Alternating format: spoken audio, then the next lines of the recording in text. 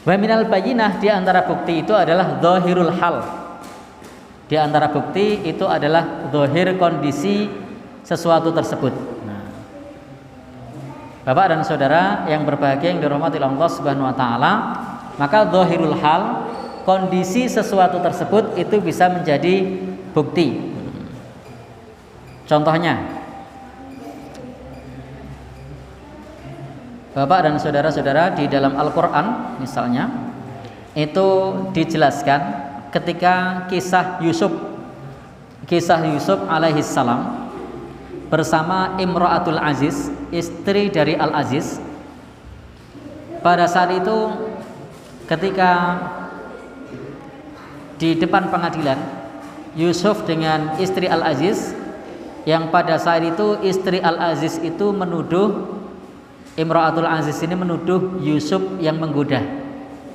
Jadi Imra'atul Aziz di depan hakim, di depan pengadilan mengatakan Yusuf yang menggoda Imra'atul Aziz. Tetapi qalal hakim, hakimnya berkata, saksi ahlinya mengatakan, in kana qamisuhu qudda min qubulin, jika bajunya robek dari depan, fasodaqat, maka perempuan itu benar. Wa huwa minal kadzibin, dan Yusuf termasuk dusta.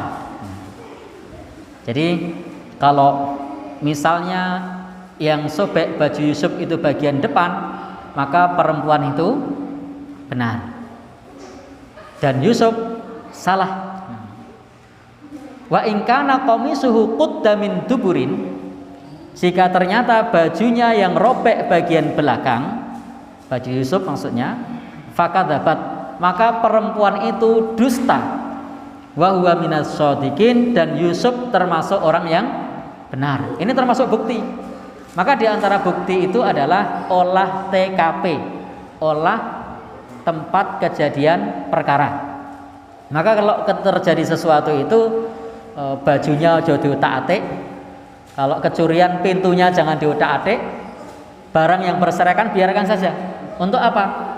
Olah TKP terlebih dahulu agar bisa menjadi bukti yang istilahnya adalah zahirul hal atau syahidul hal. Saksi yang saksinya adalah kondisi, bukti yang buktinya adalah kondisi.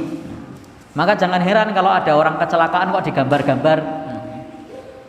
Oh, digambar nih mobilnya di sini, kepalanya di sini, kakinya di sini. Sering ya lihat di jalan gitu. Nah, kalau Pak Panut paham banget. Nanti kita bisa belajar sama beliau. Maka ini namanya zahirul hal.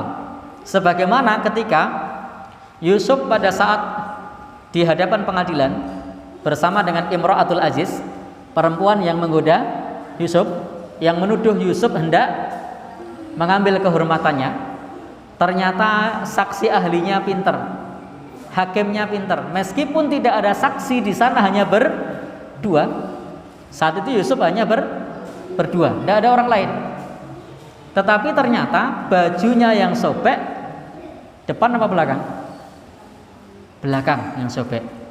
Tidak mungkin seorang Yusuf yang menggoda perempuan itu hendak merenggut kehormatannya kok yang sobek bagian belakang. Tidak mungkin. Mestinya yang sobek bagian depan. Karena yang sobek bagian belakang berarti Yusuf tidak menggoda, tetapi yang menggoda adalah siapa yang menggoda?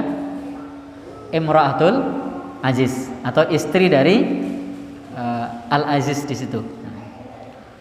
Falamma ra'a qamisahu, ketika melihat gamisnya, melihat bajunya, qudda min duburin, ternyata sobeknya dari belakang. Qala innahu min kaidikun, kalau begitu ini termasuk tipu daya kamu, tipu daya perempuan tadi, tipu daya istri Al-Aziz. Inna kaidakunna azim, dan sesungguhnya tipu dayamu itu besar, tipu daya perempuan itu dahsyat. Maka ini termasuk tipu daya dari perempuan tadi. Ini adalah contoh di antara bukti yang bisa dilihat dari olah TKP, olah tempat kejadian perkara. Ini dicontohkan dalam surat Yusuf. Meskipun kalau kita melihat dan membaca ceritanya, Nabi Yusuf pun akhirnya dijebloskan ke penjara. Untuk apa? Menjaga kehormatan istri Al-Aziz. Jadi memang kadang-kadang yang benar itu dimasukkan ke penjara untuk menutupi sesuatu yang dianggap penting bagi keluarga kerajaan. Itu zaman dulu. Kalau zaman sekarang saya tidak tahu. Jadi di zaman dulu begitu. Akhirnya Yusuf pun masuk penjara. Rabbis sijni ahabbu ilayya. Wahai tuanku, penjara lebih aku cintai. Dan ternyata Yusuf pun tetap di penjara. Padahal yang keliru siapa? Istri penguasanya. Tapi yang di penjara Yusufnya. Nah itulah kadang-kadang meskipun benar itu masuk penjara. Mohon maaf saya membahas yang ada di dalam ayat ini apa adanya, tidak bermaksud mengaitkan dengan kondisi saat ini. Nanti tidak dikira aku ngait-ngait, no, enggak sama sekali. Baik, Bapak dan Saudara yang berbahagia yang dirahmati oleh Allah Subhanahu wa taala, contoh yang lain itu adalah pada satu masa ada orang yang memiliki putra, 2 orang perempuan. Jadi ada 2 orang perempuan di kisah Sulaiman di sini alaihissalam. Ada 2 orang perempuan yang dia membawa seorang anak. Jadi ada 2 orang perempuan bawa seorang anak. Wa kanatil mar'atani qad kharajta. Maka 2 perempuan itu keduanya keluar ke satu tempat. Fa'akalat dik, maka dimakanlah oleh serigala. Siapa yang dimakan serigala? Itu adalah anak dari yang tua. Jadi anak yang tua itu dimakan oleh serigala. Wah takamata, maka keduanya minta kebijaksanaan kepada Nabi Daud alaihissalam.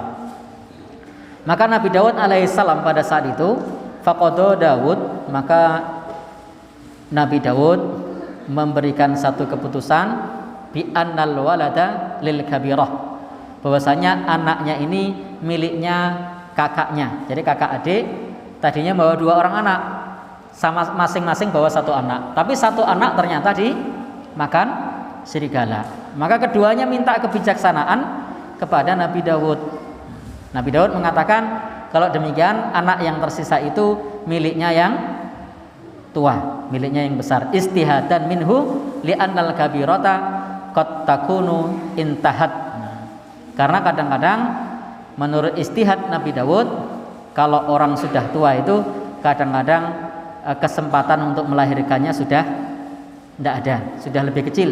Wasaghirah, sementara kalau masih muda itu fi mustaqbal, di masa depan masih panjang, sehingga masih mungkin punya anak. Tetapi kemudian keduanya mengadu kepada Nabi Sulaiman. Fasa'alahuma Sulaiman. Maka keduanya mengadu kepada Sulaiman, dan Nabi Sulaiman pada saat itu fada'a bisikin. Dia mengambil pisau. Nabi Sulaiman mengambil pisau, kemudian mengatakan sya'syuqqul walad nisfain. Kalau kalian masih bertengkar terus tentang siapa anak ini milik siapa, haknya siapa, saya akan ambil pisau dan akan saya belah jadi 2, kata Nabi Sulaiman. Amal kabirah fawafaqat. Yang gede sepakat, ya sudah kalau begitu dibelah aja jadi 2. Yang besar sepakat. Wa ammas saghira faqalat. Adapun yang kecil dia berkata tidak sepakat, al waladu, bahwasanya anak ini adalah anaknya, anak yang kakaknya. Ya Nabi Allah, wahai Nabi Allah. Faqada bihi lis-saghirah. Maka kemudian Nabi Sulaiman menetapkan anak ini miliknya yang kecil, karena dia tidak tega bahwa anak itu akan dibelah. Tidak mungkin anaknya yang besar. Kalau seorang ibu kepada anaknya tidak mungkin tega anaknya akan dibelah menjadi 2. Kira-kira tega apa enggak?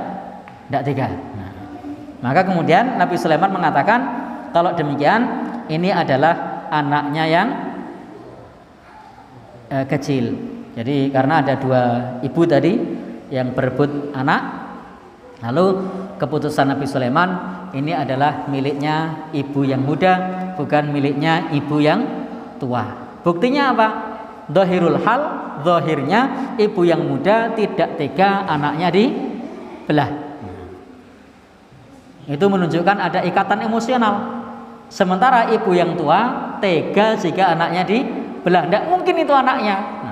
Dan ternyata keputusan Nabi Sulaiman benar, bahwasanya itu adalah milik yang muda. Ini diantara bukti. Jadi bukti itu ada kalanya berupa kondisi atau dari olah kejadian. Kalau itu terkait dengan kejadian, meskipun nanti ada tadi bukti itu berupa saksi-saksi, atau untuk saat ini bukti itu bisa berupa surat-surat atau bukti-bukti atau dokumen-dokumen. Itu adalah bagian dari bukti-bukti.